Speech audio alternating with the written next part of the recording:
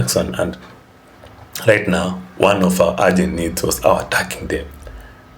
I need attackers in this team, and Joao Pedro is good cover. He's also Premier League proven. He's also adaptable. He has proven that playing under Delap at Brighton, and he's also aggressive.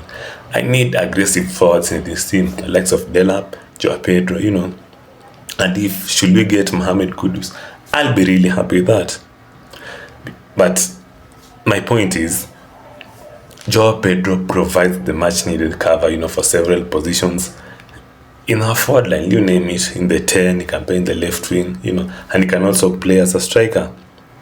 And you guys remember that majestic, that fantastic Chelsea team under Carlo Ancelotti when he won the league, where we had two strikers, the 4-4-2 formation, where we had two strikers. We had Drogba and Nicolas Anelka. Now imagine a situation whereby we have Joao Pedro and Delap, or Joao Pedro and Jackson.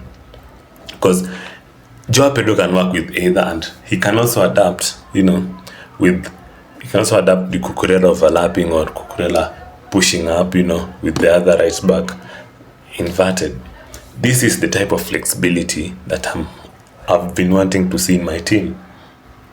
I want to see different attacking options depending on the opponent, like PSG. You guys have seen PSG the way they play. 1 minute, Desiredo is on the left, Kvara is on the right, Dembele is in the middle. 1 minute, the other one is in the other opposite. I mean, defenders are confused. They are bamboozled. They don't know who to follow, who to track. I believe such formations will give Cole Palmer time, and a lot of attention will be taken from him, and we will be able to see our whole Cole Palmer back. That's what I'm thinking right now. He is such a tactical fit for this Chelsea team, and I'm super excited to see him start. And I hope the following game, which we are playing the Club World Cup in the quarterfinal against Palmeiras, I hope to see some minutes from Joao Pedro. And he's also not just technical, he's tough. Those tough players, he's aggressive. Right now, as you can see, we've added two aggressive players this transfer window. We had Liam Delap. Now we are adding another shithouse, another, aggressive player in Joao Pedro. Joao Pedro can also win penalties. He has won a lot of penalties, and you see those tight games, we need those. And apart from winning, he can also convert them. That's just another bonus. So, those knockout games in the FA, in the Champions League, in the Carabao Cup, you name them, we'll be needing those penalties, players who can score penalties, and Joao Pedro is just one of those players who live in such moments. And when you look at his record, his highlights, he has punished top clubs. He has punished Arsenal. He has punished Manchester United. Joao Pedro has punished Manchester City before. And that tells you that's a big game player. He's not afraid of other teams. That's someone we've been lacking. Because last season, we only beat Liverpool, who had already won the league, and Manchester United, who have been shit the entire season. We lost to Arsenal. As for Spurs, we always beat Spurs no matter the year, no matter what happens. That cannot count. And Man City, we lost both home and away, which I'm very disappointed. But Joao Pedro brings that, that nasty edge. Those nasty players, the players that when they are playing for you, you feel nice. But when they are playing for the opponent, you feel rattled. Players like Rudiger, we've been missing that type of player. Players like Bruno Guimaraes, sorry. We've been missing those kind of players. But right now, you cannot bully Chelsea anymore. With Joao Pedro, with Enzo Fernandez, with Liam Delap, even Nicolas Jackson, with Reece James, you cannot bully us anymore. The days of bullying Chelsea FC are gone, and very, very gone. And another thing, he is a technical player. That should not be a surprise since, he's Brazilian. He can dribble in tight spaces, He can also drop deep to create, and he has a strike in him. He can strike from distance, and like I said before, he can also deliver in big games. The season that has just concluded, had 7 assists in 32 games. He also works harder. Yeah, that's true. He also works harder. Even I can say that he works harder than, players that we have in our squad like Felix and Nkunku. He is also perfect for that left-sided role I was talking about.